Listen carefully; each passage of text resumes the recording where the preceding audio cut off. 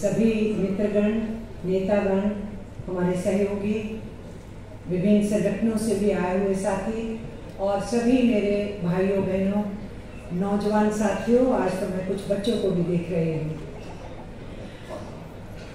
मैं बहुत तन्मयता से, बहुत दिल से, गहराई से खुशी महसूस करते हुए प्रोग्राम को अटेंड किया है और उस डॉक्यूमेंट्री को भी देखा जो यहाँ पेश की गई। आपके संघर्ष की वो तस्वीर है, तो जहाँ आप लोगों के संघर्ष की जीत की शुभकामनाएं मैं देने के लिए आई हूँ।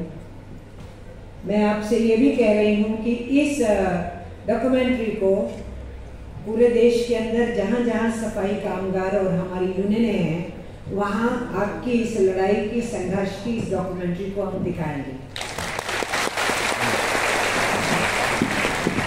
ताकि वो इससे और उत्साहित हों और प्रेरित हों और लड़ाई जारी रहे।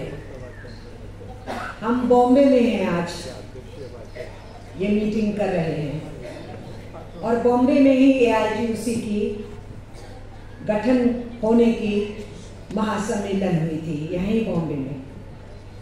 बॉम्बे संघर्षों का जगह रहा है और इसलिए मैं हैरान नहीं हूँ कि आप संघर्ष किए, आप जीते और कह रहे हैं कि आगे भी लड़ेंगे। तो मैं आपको इस वजह से सलाम करती हूँ।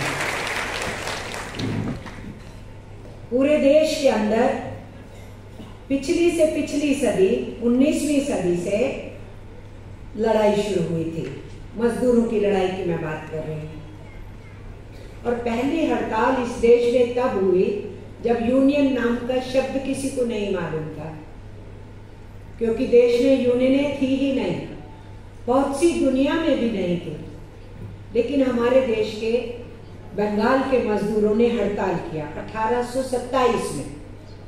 आप सोचिए कितने बरस पहले, लगभग 198 बरस पहले अंग्रेजों का राज था।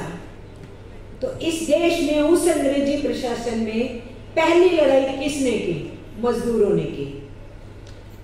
एक दूसरी लड़ाई इस देश में अंग्रेजी राज में उठी, वो थी किसानों की, क्योंकि अंग्रेज किसानों की जमीनें छीन रहे थे, लैंडलॉर्डिज्म बना रहे थे, किसान को भूमिहीन बनाया जा रहा था। तो किसानों के विद्रोह हुए, लड़ाइयां हुई।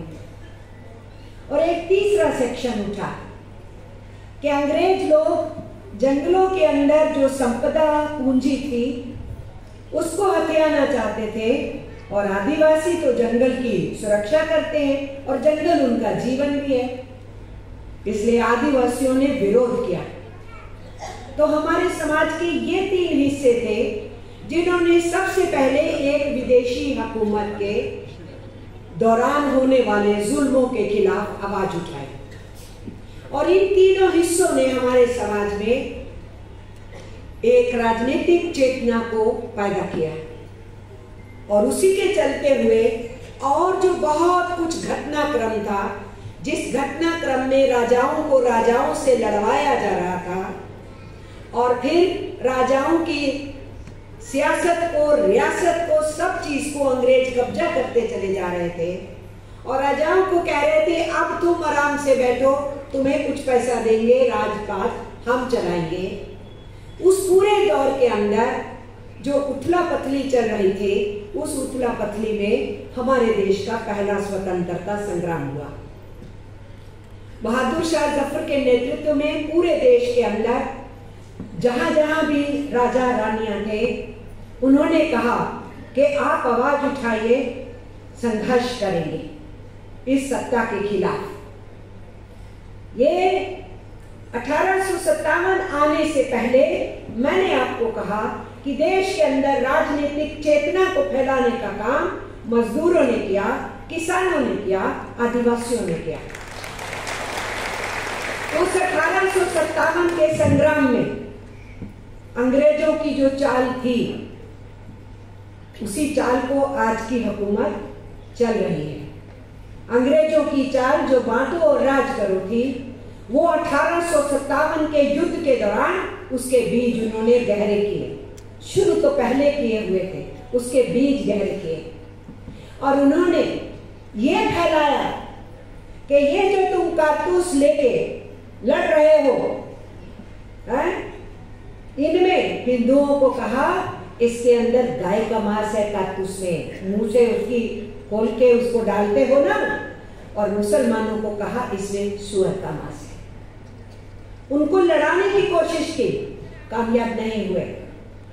अयोध्या जिस जगह के ऊपर इतना ड्रामेबाजी किया है इन्होंने, और उसके बावजूद भी उसी अयोध्या में इलेक्शन हारे हैं ये लोग। उस अयोध्या के अंदर इन्होंने क्या किया, अंग्रेजों ने वहां पर जो बहुत वर्षों पहले एक मुस्लिम राजा के पास अंग्रेजों ने भेजा था हिंदुओं को और भेजा था मुसलमानों को, तुम कहो ये जमीन हमारी है, ये हमारा मंदिर है।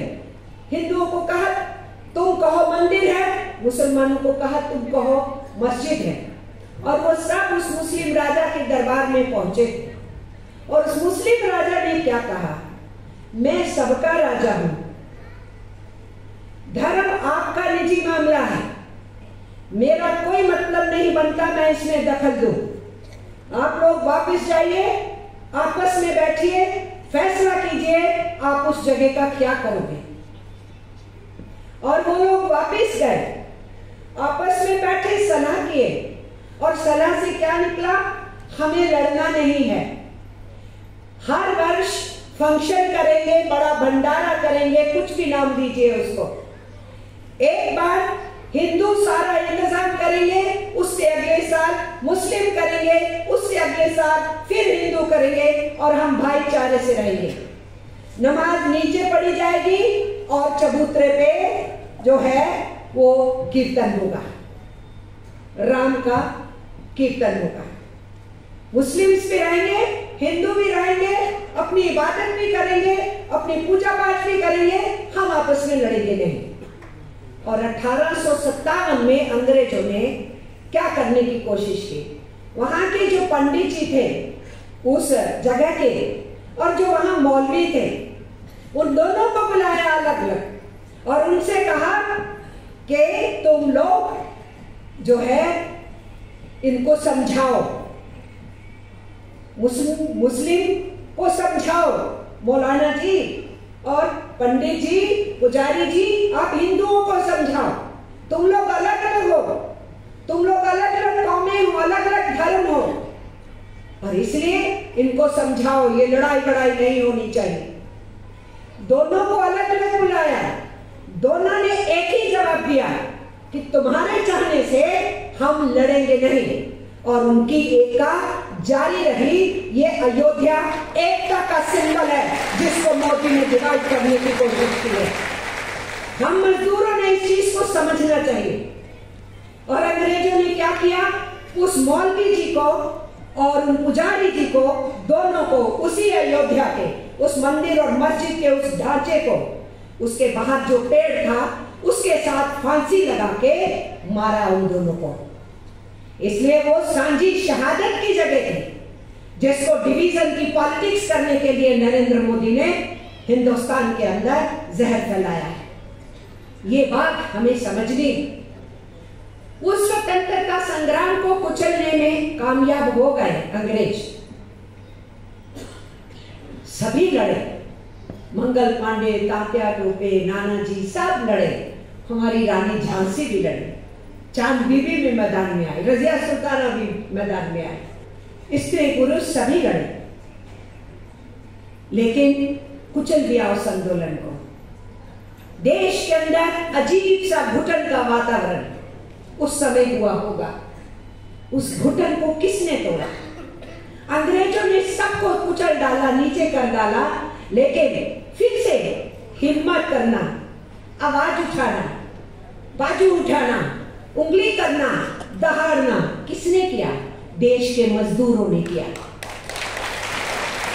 1866 के बाद का इतिहास देखिए, जब अभी यूनियनें नहीं बननी शुरू हुई थी मॉडर्न समय के हिसाब से, यूनियनें बन रही थी जाति के आधार पे, कम्युनिटी के आधार पे, बिरादरी के आधार पे बन रही थी।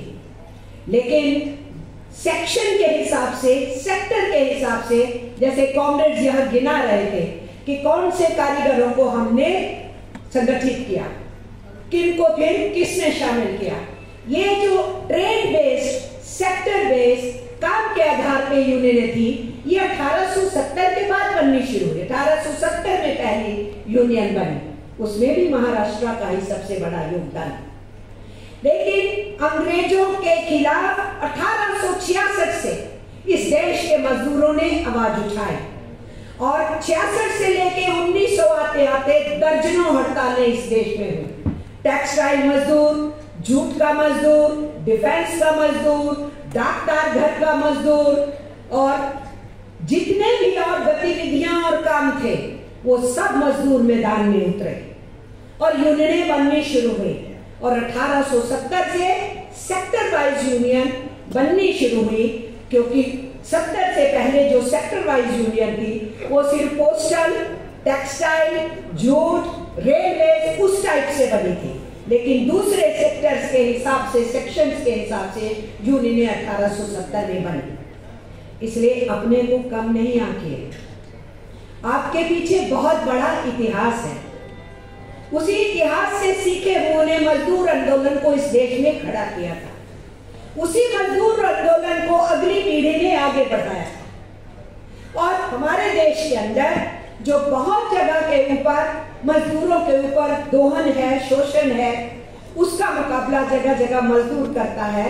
तो आप उसके लिए यहाँ उदाहरण बने महाराष्ट्र के अंदर, बाकी लोगों को बताने के लिए कि लड़ा जा सकता है और जीता जा सकता है।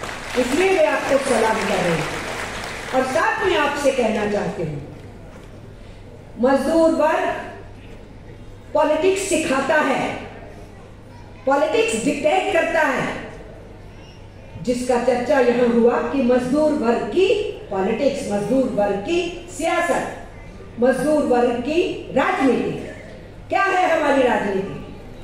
हम मेहनत करते हैं, हमारे बिना समाज नहीं चल सकता, निर्माण नहीं हो सकता, सेवाएं नहीं दी जा सकती, पढ़ाई लिखाई इलाज नहीं हो सकते, साफ सफाई नहीं रखी जा सकती, खदानों से खनिज नहीं निकाला जा सकता, उस खनिज से कारखानों में सामान नहीं बनाया जा सकता, कहीं रेलवे पटरियां नहीं बिक सकती, कहीं हवाई पट्टी नहीं आ सकती, कहीं सड़क नहीं बन सकती। हो सकता है कुछ मजदूर के बिना? बताइए मुझे, हो सकता है? नहीं हो सकता। तो हम एक्सप्लोरेशन भी करते हैं, एक्सकेवेशन भी करते हैं, जमीन के अंदर भी जाते हैं, समुद्र के अंदर भी जाते हैं तेल को लाने के लिए। हम डिफेंस भी करते हैं, पोस्टल भी करते हैं, बिजली भी बनाते भी हैं, तो वितरण भी करते हैं। क्या नहीं करते हम? और सफाई नहीं होगी तो समाज नहीं चलेगा, देश नहीं चलेगा, कुछ नहीं चल सकता। इसलिए जो धन दौलत पैदा करते हैं और जो सेवाएं देते हैं, उनके बिना देश की परिकल्पना करना, उनके अधिकारों की रक्षा के बिना देश की परिकल्पना करना, ये नरेंद्र मोदी कर सकते हैं, उनके चौबट्टे के लोग कर सकते हैं, हम नहीं कर सकते जो मजदूर का झंडा उठाते हैं। इसलिए ये समझिए कि मजदूर आंदोलन के लड़ाइयों से, किसानों आदिवासियों की लड़ाइयों से इस देश के अंदर एक राजनीतिक प्लेटफॉर्म बना था, जिसको इंडियन नेशनल कांग्रेस का नाम दिया गया था। वो प्लेटफॉर्म था उस टाइम। उस प्लेटफॉर्म में सभी लोग जुड़ के ब्रिटिश साम्राज्यवाद के खिलाफ आवाज उठाने की बात किए थे। लेकिन उस प्लेटफॉर्म की 1900 आते आते क्या हासिल था? वो केवल प्रार्थना पत्र देते थे, रिप्रेजेंटेशन देते थे, अंग्रेजों से मांग रखते थे। और मजदूर क्या कर रहा था? सड़क पे आ रहा था, लाठी खा रहा था, गोली खा रहा था, जेल जा रहा था, यूनियन बना रहा था, सैलाब सड़कों के ऊपर खड़ा कर रहा था। तो वो जो राजनीतिक आंदोलन था, उसमें भी बहस शुरू हुई, लड़ाई शुरू हुई मजदूर के आंदोलन को देख के कि भाई लड़ना इनसे सीखो। और वहां गरम दल और नरम दल नाम की जो है बहस हो गई नेताओं ने। और जब तक 1900 शुरू हुआ, 1900, 1901, 1902, 1903, ये जब दौर शुरू हुआ, ट्रेड यूनियनें बनने की तादाद बढ़नी शुरू हो गई। और तब तक ये जो कांग्रेस के बीच की बहस थी वो तीव्र हो गई उस प्लेटफॉर्म के ऊपर। और फिर ये हुआ, सीखना है तो मजदूर आंदोलन से सीखो, मैस मोबिलाइजेशन करना पड़ेगा, आवाम को मोबिलाइज करना होगा गांव और शहर में। विद्यार्थी, नौजवान, लेखक, भिखारी, सब लोगों ने मैदान में उतरना होगा और लड़ना होगा, उसके बिना कुछ नहीं हो सकता। और 1905 में पहला मास मोबिलाइजेशन इस देश में हुआ, जो पॉलिटिकल मास मोबिलाइजेशन हुआ अंग्रेजों के खिलाफ। मजदूर तो मास मोबिलाइजेशन उससे पहले की सदी में शुरू किया और शुरू किया उस लड़ाई को और तेज किया 1900 के ऑनवर्ड। लेकिन इस देश के राजनीतिक प्लेटफॉर्म से पहली लड़ाई जो मैस मूवमेंट हुई वो हुई 1905 में बंग विरोधी आंदोलन। अंग्रेजों ने बंगाल के धर्म के आधार के ऊपर 2 टुकड़े करने का ऑर्डिनेंस लाया। पूरे देश के अंदर यह आवाज उठी कि हाँ, धर्म के आधार पे बंगाल को नहीं बंटने देंगे। उस आंदोलन का नाम हुआ बंग विरोधी आंदोलन। तो मजदूर आंदोलन में जन संगठन, जन सैलाब और लड़ाई, ये मजदूर आंदोलन से राजनीतिक पार्टियों ने सीखा है। इसलिए अपने को ये कहना कि हम पॉलिटिकल स्ट्रगल करेंगे, हम कोई डिफेंसिव नहीं, हम कोई किसी से माफी नहीं मांग रहे हैं, हम किसी के आगे तरस की बात नहीं कर रहे हैं, हम वो बात कर रहे हैं जो इतिहास से हमने अपने पुरखों से सीखी है। और इसीलिए उसी लड़ाइयों के चलते हुए बहुत जल्दी इस देश के स्वतंत्रता आंदोलन के नेताओं को समझ में आ गया कि ये बहुत मजबूत ताकत है। श्रमिक आंदोलन बहुत मजबूत ताकत है। कह रहे हैं हमें काम के घंटे सुनिश्चित करो, कह रहे हैं हमें काम के पूरे दाम करो, हमें काम के साथ में सुरक्षा दो और हमारे भविष्य के लिए कोई योजना बनाओ, सामाजिक सुरक्षा दो। काम के दौरान और काम के बाद भी हमें सामाजिक सुरक्षा चाहिए। इन मांगों को लेकर मजदूर लड़ रहा था। तो साथी ने कहा, वो लड़ाई हुई चिकागो में लाल झंडे की, जो 1886 में 1 मई को, जिसका जिक्र यहाँ पर कांगो कर रहे थे, 1 मई को मजदूरों ने वहां तय किया कि 24 घंटे होते हैं, तुम हमें जानवरों की तरह काम ले रहे हो, घोड़े की तरह, बैल की तरह, हाथी की तरह, ऊंट की तरह तुम हमसे काम लेते हो। और जैसे उनको अनाज फेंका जाता है, वो खाते हैं, अगले दिन फिर उनसे काम लेते हो। हम जानवर नहीं हैं, हम इंसान हैं, हम परिवार वाले हैं, हम क्रिएटिव हैं, हमारी वजह से दुनिया चलती है, इसलिए हम जानवर नहीं हैं। और उन्होंने कहा, 8 घंटे काम के, 8 घंटे आराम के और 8 घंटे हमारे परिवार के साथ हमारे काम के घंटे सुनिश्चित होने चाहिए। ये 1 मई को 1886 के अंदर चिकागो के मजदूर मैदान में उतरे थे। उससे 20 साल पहले हिंदुस्तान के मजदूर ने भी काम के घंटों की सवाल उठाई थी। हमने कोई ये काम के घंटों की चीज बाहर से ही नहीं सीखी, यहाँ से भी हमारे देश के श्रमिकों ने उठाई थी। उसके 4 दिन के बाद आंदोलन शुरू हो गया। हम नहीं करते काम आज से, हमारे लिए हमारे 8 घंटे तय हुए, तुम नहीं करते, हमने तय किया। 4 दिन के बाद मालिकों ने साजिश करके बम विस्फोट कराया उनके प्रोग्राम में और उन्हीं के नेताओं को गिरफ्तार किया। 8 नेता गिरफ्तार किए उनके, 4 को फांसी दी गई, 2 उम्र कैद काटे, 2 की जेल में मृत्यु हो गई। उसके 3 साल के बाद 1879 में एक बहुत बड़ी दुनिया के पैमाने पे मीटिंग हो रही थी। अलग अलग देशों के मजदूर आंदोलन इकट्ठा थे वहां पर और वहां पर यह चर्चा उठाया गया कि 3 साल पहले 1 मई को काम के घंटों की लड़ाई शुरू की मजदूरों ने। उनके कपड़े खून से सन गए, उन्होंने उसी लाल कपड़े को लाल झंडा बना लिया। हमें चाहिए कि उस लड़ाई को जिंदा रखें, लगातार लड़े और हर हालत में इस मानव समाज के अंदर जो अपने को मानव कहलाने का, मानव अधिकार का आवाज उठाया मजदूर आंदोलन ने, उसको जीत करके दिखाएं। और 1879 के बाद पूरी दुनिया के पैमाने पे मई दिवस को मनाने की परंपरा शुरू हुई। और हमारे देश के अंदर 1923 में हमारी वो लॉयर यंग लड़की ने यहाँ पर तमिल में बोला भाषण दिया। मैं सुन रही थी, पूछ रही थी गौतम को कि कुछ बताओ क्या बोल रहे हैं। तमिलनाडु के अंदर लगी है फोटो, उधर सामने लगी है, उन्हीं की लगी है मेरा ख्याल है, सिंगर वैली। वो मे डे मनाना चाहते हैं, मई दिवस मनाना चाहते हैं। अब कैसे मनाए? लाल झंडा तो है नहीं, तो पत्नी पास में खड़ी थी, उसने लाल साड़ी पहनी थी, उसका पल्लू पकड़ा, उसको यूं चीरा और उसका लाल झंडा बना के ठहराया और मई दिवस मनाया। ये हमारे देश में मई दिवस की शुरुआत AITUC की यूनियन चलाने वाले उस साथी ने की। और हमारे देश में आपके महाराष्ट्र से आने वाले पूरे देश के आदरणीय स्वतंत्रता सेनानी बाल गंगाधर तिलक, उनको गिरफ्तार किया अंग्रेजों ने 1908 के अंदर और 6 साल की सजा सुनाई। देश के स्वतंत्रता आंदोलन से आवाज आई, पूरा भारत बंद करो एक दिन के लिए।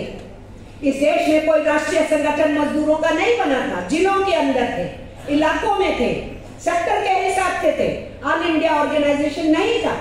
लेकिन पूरे देश के उन मजदूर नेताओं ने उस आह्वान का समर्थन किया, हड़ताल की। लेकिन आपके बॉम्बे के मजदूरों की लड़ाई की परंपरा है। बंबई के मजदूरों ने 6 दिन हड़ताल की। उनसे पूछा गया, भाई 6 दिन की हड़ताल क्यों कर रहे हो भैया? 1 दिन की हड़ताल का नारा है। उन्होंने कहा बाल गंगाधर तिलक को 6 साल की सजा, हर 1 साल के लिए बॉम्बे बंद रहेगा, इसलिए 6 दिन बॉम्बे बंद रहेगा। आपकी तो लड़ाई की परंपरा है। और उसके बाद मजदूर नेता तो सोच ही रहे थे कि राष्ट्रीय संगठन बनना चाहिए। देश की आजादी के आंदोलन में हिस्सा लेने वालों ने भी समझ में आए कि ये बहुत बड़ी ताकत है, ये अपने लिए लड़ेंगे और आजादी के आंदोलन को ताकत देंगे तो अंग्रेजों को भगाना कोई मुश्किल काम नहीं होगा। और इस सोच को आगे बढ़ाया मजदूर नेताओं ने, इस सोच को आगे बढ़ाया बाल गंगाधर तिलक ने भी और दूसरे स्वतंत्रता सेनानियों ने भी। और अल्टीमेटली बॉम्बे के अंदर तैयारी बाल गंगाधर तिलक खुद करवाए थे। रिसेप्शन कमेटी के चेयरपर्सन वो खुद थे। जो पहली कॉन्फ्रेंस होने वाली थी उनकी मृत्यु हो गई, उस वजह से कॉन्फ्रेंस थोड़ी टली और फिर दूसरे महान स्वतंत्रता सेनानी लाला लाजपत राय वो उस कमेटी के अध्यक्ष हुए और फिर all India trade union Congress की स्थापना के कॉन्फ्रेंस के भी वही अध्यक्ष थे। आप यहाँ तस्वीर देख रहे हैं पंडित नेहरू की, ये आपके AITUC के अध्यक्ष थे 1928 में, जब अंग्रेजों ने साइमन कमीशन भेजा था हिंदुस्तानियों को झांसा देने के लिए और AITUC ने आह्वान किया था कि साइमन कमीशन गो बैक। तब हमारे अध्यक्ष पंडित नेहरू थे और साइमन कमीशन गो बैक के नारों में पूरे देश के मजदूर किसान मैदान में उतरे थे और लाला लाजपत राय को लाठियों से भांजा अंग्रेजों की पुलिस ने और उसके बाद उनकी हॉस्पिटल में मृत्यु हुई थी, जिसके ऊपर भगत सिंह ने खड़े होकर ये कहा था कि लाला तेरी मौत का हम बदला लेंगे। आप देख रहे हैं नेताजी सुभाष चंद्र की फोटो को यहाँ पर, क्यों इस मंच पे देख पा रहे हैं उनको? वैसे भी ये मंच तो उन सभी स्वतंत्रता सेनानियों को ऑनर करने का, लेकिन आज AITUC के और NTI के इस मंच के ऊपर उनकी फोटो हम देख रहे हैं कि 1929 में अगले ही साल 28 में पंडित नेहरू AITUC के अध्यक्ष थे, तो 1929 में AITUC के अध्यक्ष नेताजी सुभाष चंद्र बोस थे। और उसके साथ मैं आपको बताना चाहती हूँ AITUC 1920 में बनी और 1921 में AITUC ने क्या किया, झरिया में इसका सेकेंड कॉन्फ्रेंस था। कोयला मजदूरों ने जिम्मेदारी ली थी। कोल बेल्ट में कॉन्फ्रेंस हुई, वहां जलियांवाला बाग का कांड हो चुका था। सैकड़ों हिंदुस्तानी जनरल डायर के हुक्म से गोलियों से भून दिए गए थे। और 1920 में बापूजी ने असहयोग आंदोलन शुरू किया था। वो पूरा वातावरण पूरे देश में एक चिंगारी की तरह आगे बढ़ रहा था। स्कूलों के बच्चे भी सड़कों पे उतर के उस असहयोग आंदोलन में थे। भगत सिंह और उनके सहयोगी तब अभी स्कूल की पाठशाला में थे, कुछ इनमें से इनके सीनियर कॉलेज में थे, और वो उस पीरियड में वो युवा पीढ़ी मैदान में उतरी उस असहयोग आंदोलन के टाइम पे। पुलिस की वो बच्चे लोग लाठियां खाए। उस वातावरण के अंदर 1921 में AITUC का कॉन्फ्रेंस हुआ। तो AITUC कॉन्फ्रेंस ने देश की राजनीति पे चर्चा किया, डिस्कशन लिया कि मुल्क किधर जा रहा है, ये हमारे ऊपर दबाव क्यों है, जुल्म क्यों है, और ये हुकूमत मालिकों के साथ खड़ी है या लैंडलॉर्ड्स के साथ खड़ी है किसानों को दबाने के लिए, और खड़ी है लैंडलॉर्ड्स के साथ आदिवासियों के खिलाफ ये सरकार, और इसलिए इसको रहने का कोई अधिकार नहीं। तो सबसे पहले देश की आजादी पूरी मिलनी चाहिए, संपूर्ण स्वराज होना चाहिए। ये नारा कहां से उठा? आपके मजदूर संगठन AITUC की कॉन्फ्रेंस से। इसमें कोई गुरेज नहीं होनी चाहिए। मेरे साथी अगर कह रहे हैं कि आज पॉलिटिकल बैटल में हम शामिल होंगे, क्यों नहीं होंगे? जिन्होंने देश की आजादी में हिस्सा नहीं लिया, जिन्होंने अंग्रेजों की दलाली की, जिन्होंने सीधे सीधे कहा कि हमारे दुश्मन क्रिश्चियन है, मुस्लिम है और लाल झंडा है, जिन्होंने सीधे कहा हमारी फिलॉसफी नाजीवाद और फासीवाद है, जिन्होंने सीधे कहा हिटलर हमारा प्रेरणा स्रोत है, मुसोलिनी हमारा प्रेरणा स्रोत है। किसने कहा? जब 1925 के अंदर AITUC तो 20 में बन गए, लेकिन बड़े कम्युनिस्ट ग्रुप भी काम कर रहे थे, और AITUC में कम्युनिस्ट हो, सोशलिस्ट हो, कांग्रेस हो, किसी पॉलिटिकल पार्टी का ना हो, सभी ट्रेड यूनियनों को संगठित कर रहे थे और AITUC के झंडे के नीचे ला रहे। तो हर विचारधारा के लोग AITUC के अंदर थे, और AITUC की स्थापना के समय ही तय किया गया कि हमारी ट्रेड यूनियन ना सरकार से स्वतंत्र रहेगी, उसके हक में नहीं, मालिकों से स्वतंत्र रहेगी, उनके हक में नहीं, और राजनीतिक पार्टियों से स्वतंत्र रहेगी।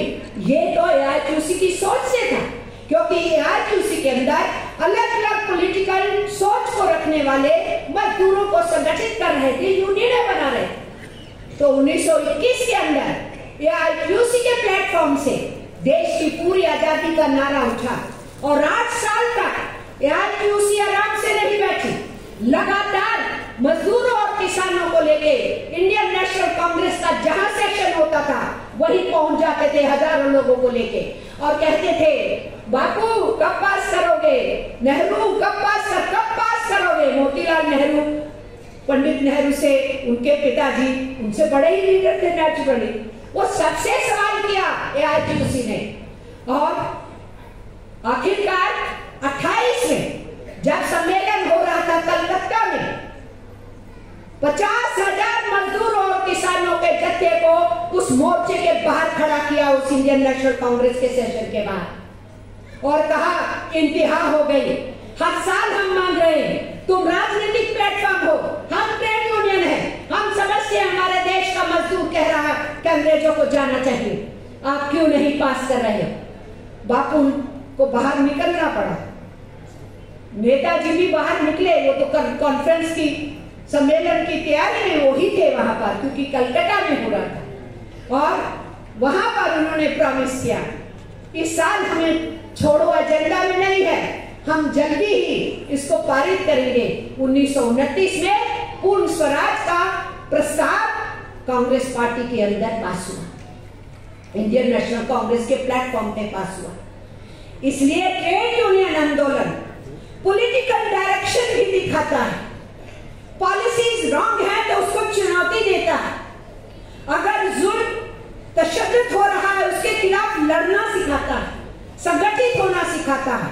इसलिए उस फक्र से, उस मान से अपने आप को यूनियनिस्ट कहिए, उस भावना से अपना झंडा पकड़िए, अपने अपने यूनियन का और अपने मुख्य राष्ट्रीय संगठन का।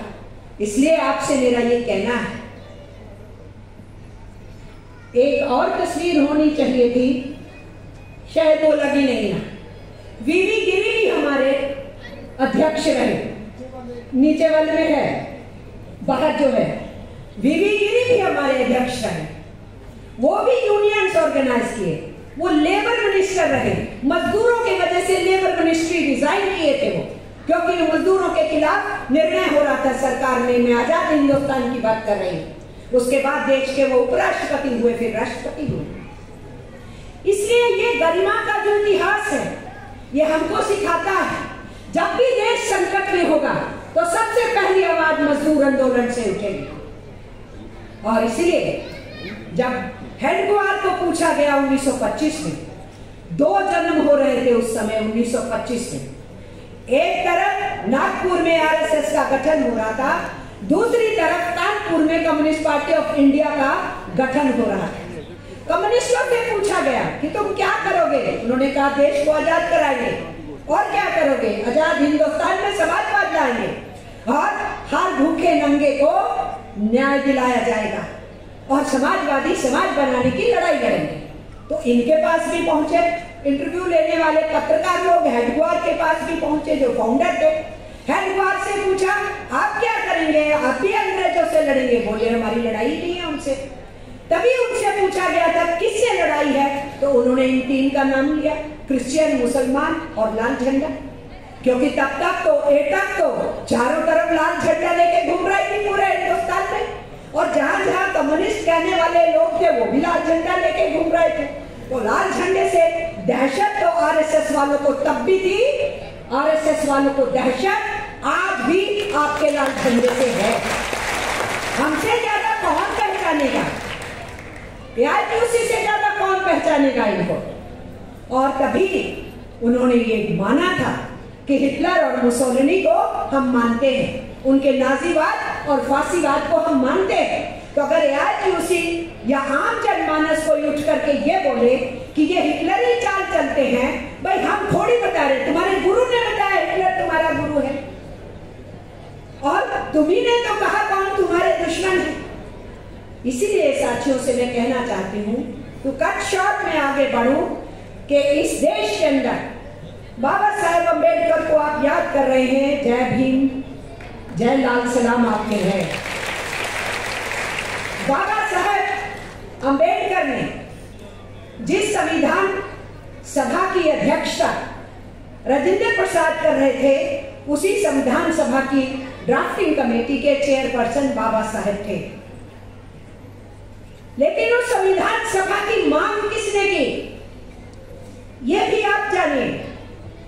अंग्रेजों ने जब देखा आजादी का आंदोलन तेज हो रहा है, भगत सिंह, सुखदेव, राजगुरु कुर्बान हुए, उससे पहले करतार सिंह सराफा फांसी पे लटकाए गए, खुदीराम बोस को लटका दिया गया 19 साल की उम्र में, हमारे रामप्रसाद बिस्मिल और अशफाकुल्लाह को लटका दिया गया फांसियों के ऊपर, चंद्रशेखर आजाद जो है वो शहीद हो गए गोली खाके, जितेंद्र दास भगत सिंह के साथ भूख हड़ताल करते करते जेलों में वो शहीद हो गए। वहां पूरे देश में शहादतों का दौर था। जब अंग्रेजों को लगा हालात खराब हो रहे हैं, तो उन्होंने क्या कहा, कुछ कानून ले लो, कुछ विधान बना लो, यानी हम तो तुम्हारे राजा रहेंगे, तुम हमारे नीचे कुछ विधान और कानून बना लो। तब किसने सबसे पहले उठाई आवाज? एआईटीयूसी ने आवाज उठाई। किसी किस्म का अंग्रेजों के तहत हमें विधान नहीं चाहिए। अगर विधान या संविधान की बात करनी है तो आजाद हिंदुस्तान में क्या संविधान होगा उसकी बात करो, उसके लिए संविधान सभा बनाओ। इसलिए हमें फक्र है कि बाबा साहब संविधान को लिखे, उस संविधान सभा की मांग एआईटीयूसी ने सबसे पहले इस देश में की, और उस संविधान सभा के पास हसरत मोहानी के जरिए एआईटीयूसी का पूरा देश के मजदूरों की तरफ से चार्टर ऑफ डिमांड पेश किया गया। ये सब इतिहास का हिस्सा है, और इतिहास बहुत लंबा है, उसमें डर और भय नहीं होता, समय लगता है, वक्त लगता है, लेकिन सच्चाई की जीत होती है। अभी मैं आज के भारत के ऊपर बहुत अच्छे तरीके से सब साथियों ने बात की है। मैं सब साथियों की बात की तारीफ करती हूँ, जो सब साथी मेरे से पहले बोले। और केतकर जी तो दुनिया की भी बता रहे थे कि मिस्टर ट्रंप क्या कर रहे हैं और दुनिया में क्या चल रहा है, तो हमारी हुकूमत का रिस्पॉन्स क्या है। मैं उन सब बातों का तारीफ करती हूँ, लेकिन मैं आपसे कहना चाहती हूँ, घड़ा तो भर रहा है पापों का, उस घड़े को तो फूटना ही है। और अभी तक इनके राज के दौरान अगर किसी ने इस देश के आवाम का कॉन्फिडेंस बना के रखने का काम किया है, लड़ते रहने का काम किया है, सरकार की नीतियों को चुनौती देने का काम किया है, और उनसे सीधा कहा है तुम ये मत समझो हम तुमसे लड़ नहीं सकते, ये ट्रेड यूनियंस ने और किसान आंदोलन ने करके दिखाया इस देश के अंदर। इसलिए आने वाले दिनों में इनकी कब्र खोदने का भी काम मजदूर तहरीक को और उसके साथ साथ किसानी आंदोलन को जुड़ करके करना होगा।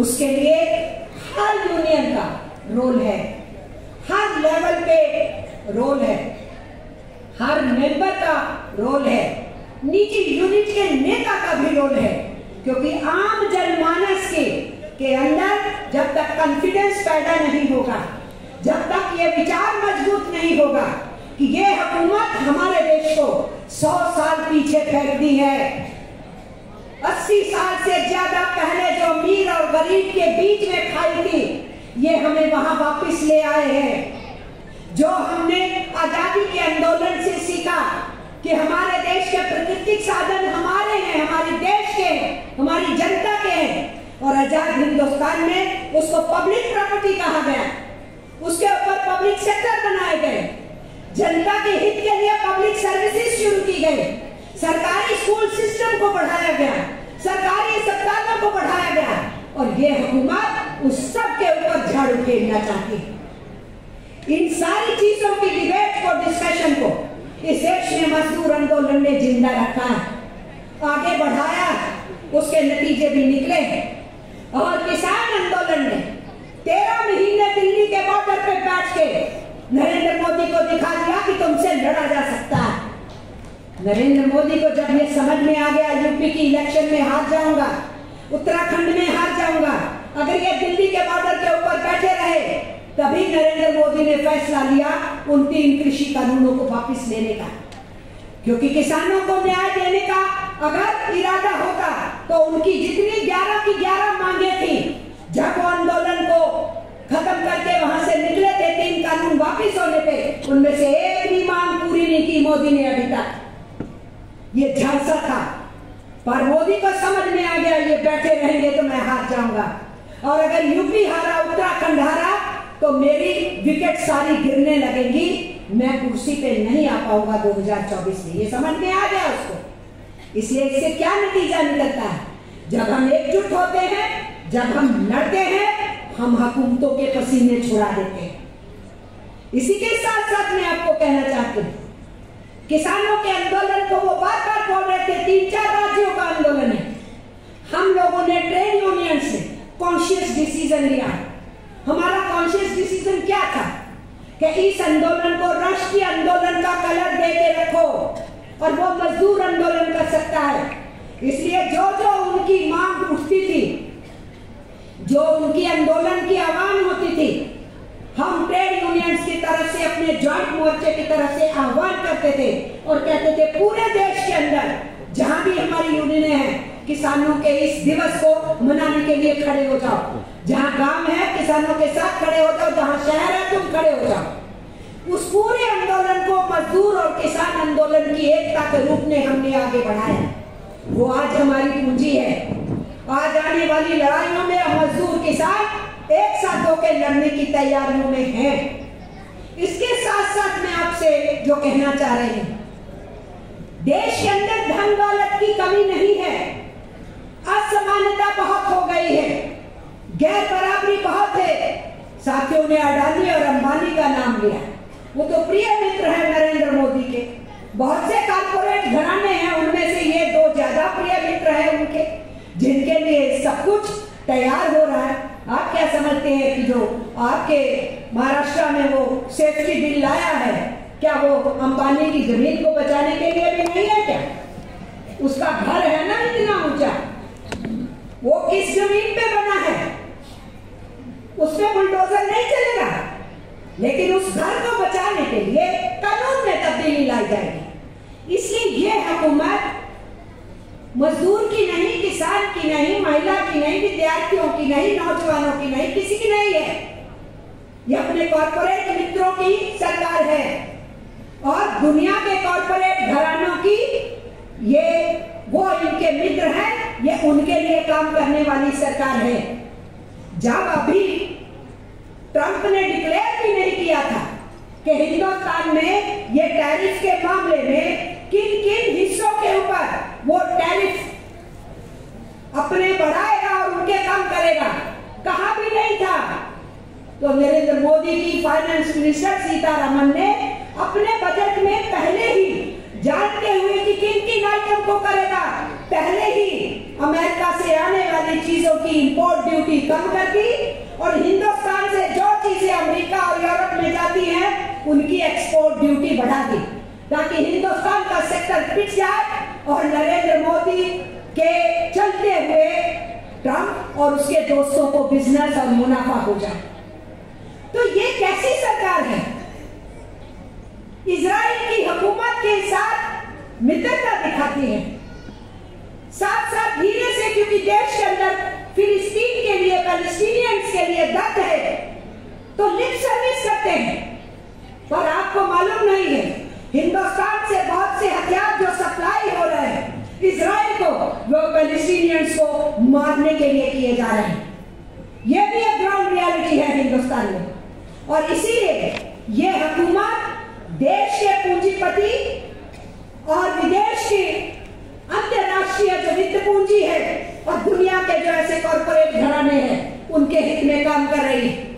आपके हिंदुस्तान ने जो कुछ बनाया है उसको नेस्तनाबूद करने के लिए, इसलिए चुनौती बहुत बड़ी है। इनकी नीतियों के ऊपर हमें इनको एक्सपोज करना बहुत जरूरी है। 80 करोड़ को खाना खिला रहा है और पूरी दुनिया में जो हंगर का इंडेक्स है ना, कि कहां सबसे ज्यादा भूखे लोग हैं, उसकी जब लिस्ट बनती है पूरी दुनिया में, उसमें हिंदुस्तान का पाकिस्तान, नेपाल, श्रीलंका से भी नीचे नाम है। जो हमारा पॉवर्टी का इंडेक्स है वो भी धरातल में जा रहा है, बढ़ गया है पॉवर्टी का इंडेक्स, गरीबी का। और आप ये देखिए, हिंदुस्तान के जो सबसे अमीर है वो यूरोप के अमीरों से अमीर है, और हिंदुस्तान के जो सबसे गरीब है वो गरीब सा मडगास्कर मुल्क है, उसके गरीबों से ज्यादा गरीब है। ये दुनिया की रिपोर्ट बता रही है। और मोदी सरकार की खुद की रिपोर्ट क्या बता रही है? सुप्रीम कोर्ट के अंदर इनको एक एफिडेविट फाइल करना पड़ा। सुप्रीम कोर्ट ने पूछा 5 साल के नीचे के बच्चे इतनी ज्यादा गिनती में क्यों मर रहे हैं? सरकार जवाब दे, एफिडेविट दाखिल कराए। तो एफिडेविट दाखिल हुआ नरेंद्र मोदी की सरकार की तरफ से। उनके सॉलिसिटर जनरल ने जो भी तैयार किया, क्या कहा उन्होंने? वहां तो झूठ नहीं बोल सकते थे ना, सुप्रीम कोर्ट में आगे पीछे झूठ बोले नहीं, वहां झूठ नहीं बोल सकते, एफिडेविट देना है। वहां क्या लिखा कि जो बच्चे 5 साल की उम्र के मर रहे हैं उनमें से 65% बच्चे भूखमरी की वजह से मर रहे हैं। मिस्टर मोदी, तुम कह रहे हो मैं लोगों को खाना खिला रहा हूं, मैंने रोजगार दे दिया है, मैंने देश को बहुत ऊंचा कर दिया है। वो कौन बच्चे हैं? हमारे दिहाड़ीदार मजदूरों के बच्चे हैं, हमारे असंगठित मजदूरों के बच्चे हैं, हमारे खेत खलिहान में काम करने वालों के बच्चे हैं, वो श्रमिकों के बच्चे हैं, वो गरीब किसानों के बच्चे हैं जिनकी ये हालत है। इसलिए हम नहीं बोलेंगे तो कौन बोलेगा? हम नहीं लड़ेंगे तो कौन लड़ेगा? और सुन लीजिए, इनके क्राइम ब्यूरो की रिपोर्ट है। क्राइम ब्यूरो सरकार का होता है। उस क्राइम ब्यूरो ने बताया था औरतों के ऊपर रेप कितने बढ़ गए हैं, दिन में कितने हो गए हैं। लेकिन उस क्राइम ब्यूरो में एक और रिपोर्ट बताई कि देश के अंदर जो आत्महत्याओं की गिनती है वो केवल किसानों द्वारा आत्महत्याएं ही नहीं है, वो आत्महत्याएं दूसरे हिस्सों में भी हो रही। और उसमें बताया गया पिछले साल 25% आत्महत्याओं में दिहाड़ीदार मजदूर था, जिसको शायद 30 में से 10 दिन भी काम करने को नहीं मिलता है। तो दिहाड़ीदार मजदूरों की आत्महत्या इस आजाद हिंदुस्तान में हो रही है और नरेंद्र मोदी के बाद उसको पूरी दुनिया का विश्व गुरु बता करके डंका पीट रहे हैं। उसी रिपोर्ट ने बताया अनएम्प्लॉयमेंट से दुखी नौजवान, बेरोजगारी से दुखी नौजवानों की आत्महत्याओं के किस्से बढ़ते चले जा रहे हैं। इसलिए मैं आप सबसे कहना चाहती हूँ, यहाँ सवाल खड़ा किया है ना, डॉक्टर कांगो कह रहे थे, प्रश्न ये नहीं है कि आपकी वेज बढ़ गई, आप परमानेंट हुए। प्रश्न ये है कि आपकी जो अगली पीढ़ी है वो पढ़ पाएगी, इलाज पाएगी, अच्छी पगार होगी, बेहतर जिंदगी होगी, वो सब हो पाएगा कि नहीं? वो जरूरी है जिसके लिए लड़ना है। अगर हमारे पुरखों को हम याद कर रहे हैं हमारे लिए लड़े, तो हमको लड़ना है अपनी अगली जनरेशन के लिए, आज के लिए और कल के लिए।